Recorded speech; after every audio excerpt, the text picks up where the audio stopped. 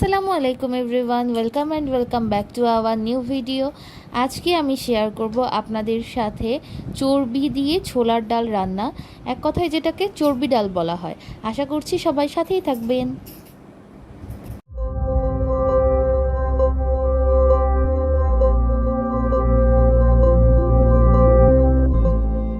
প্রথমেই আমি কিছু ছোলার ডাল নিয়ে নিচ্ছি।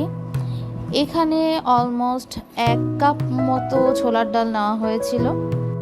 ছোলার ডালগুলো নেওয়ার পর কয়েকবার পানি দিয়ে ধুয়ে তারপর একটু পানি দিয়ে আধা ঘন্টা মতো ভিজিয়ে রেখেছিলাম।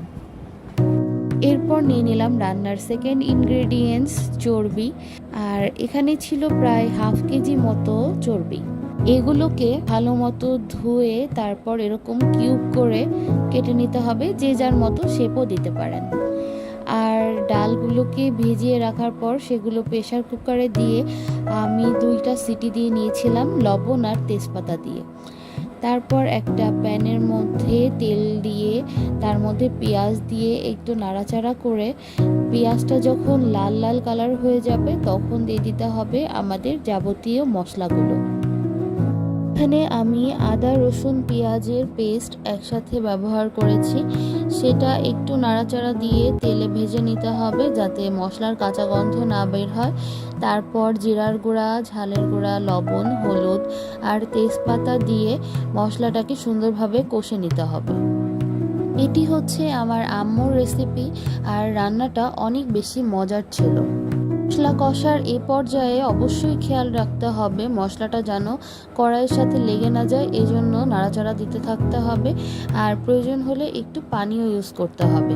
এরপর এর মধ্যে দিয়ে দিলাম চর্বিগুলো খুব ভালোভাবে মশলার সাথে কষে নিতে হবে। বারবার নাড়াচাড়া দিয়ে একটু পানি দিয়ে সিদ্ধ করে নিতে হবে। চাইলে আরও বেশি মশলা অ্যাড করতে পারেন, তবে খুব বেশি মশলা আমাদের স্বাস্থ্যের জন্য ভালো না, সো মশলা কম খাওয়াই ভালো। এই পর্যায়ে এসে আমি রাঁধুনি রেডিমিক্স মাংসের মশলা একটু ইউজ করেছি এটার মধ্যে, যেহেতু বাটা মশলা খুব বেশি আমি ইউজ করিনি। আর এই মশলাটার জন্য একটু স্বাদটাও সুন্দর হবে। আসলে বলতে গেলে চর্বি আমাদের শরীরের জন্য মোটেও ভালো না, কিন্তু মাঝে সাঝে একটু এরকম খাবার খেতে আসলে ভালোই লাগে। তো কোরবানি ঈদের যেই চর্বিগুলো ছিল সেগুলো দিয়েই আসলে আমাদের এই রান্নাটা আজকের করা। তো এখন আমি এটার মধ্যে কিছু কাঁচামরিচ দিয়ে দিয়েছিলাম। আর এরপর এই কড়াইতেই আমি সিদ্ধ করা ডালগুলো ঢেলে দিলাম। এখন এই ডালগুলো চর্বির সাথে মশলার সাথে একসাথে ফুটে গেলেই শেষ আমাদের রান্না। অত্যন্ত মজার হয় রান্নাটি, আর খুবই কম মশলা দিয়ে আমি রান্না করে দেখিয়েছি। এখানে ঝোল আর একটু কমে যাবে, আর একটু পানি কমার পর আমি চুলাটা অফ করে দিব। এই যে আমার রান্নার ফাইনাল লুক। সবার কেমন লাগলো আমাকে অবশ্যই কমেন্ট করে জানাবেন।